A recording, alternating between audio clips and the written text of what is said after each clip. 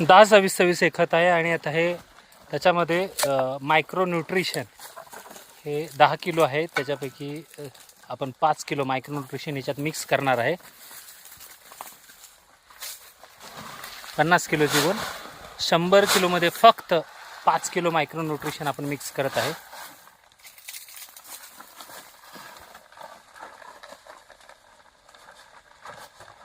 Micro nutrition आणि त्याच्याबरोबर आता आपण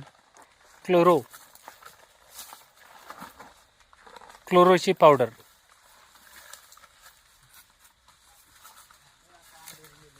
पावडर मिक्स करतोय.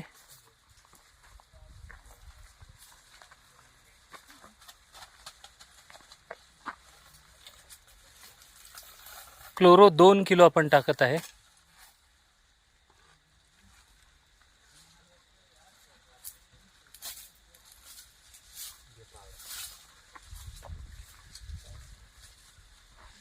त्याच्यानंतर पूर्ण जे खत आहे ते मिक्स करून घ्यायचं आहे.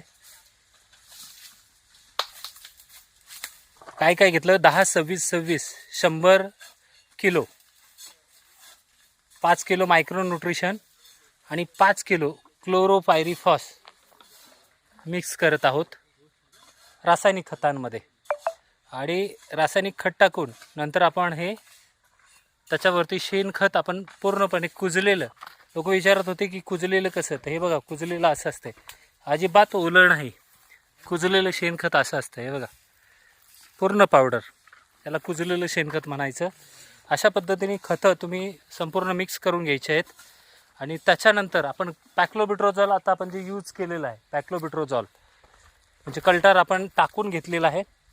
हे खड्डे ह्याच्यामध्ये आता आपण ऑलरेडी कल्टर वापरलेलं आहे ह्या खड्ड्यांमध्ये. आता इथं आपण पहिल्यांदा ही रासायनिक खतं टाकणार आणि त्याच्यानंतर शेणखत जे आपण आणलेलं आहे ते आपण त्याच्या खड्ड्यांमध्ये टाकणार आणि खड्डा बुजवून घेणार.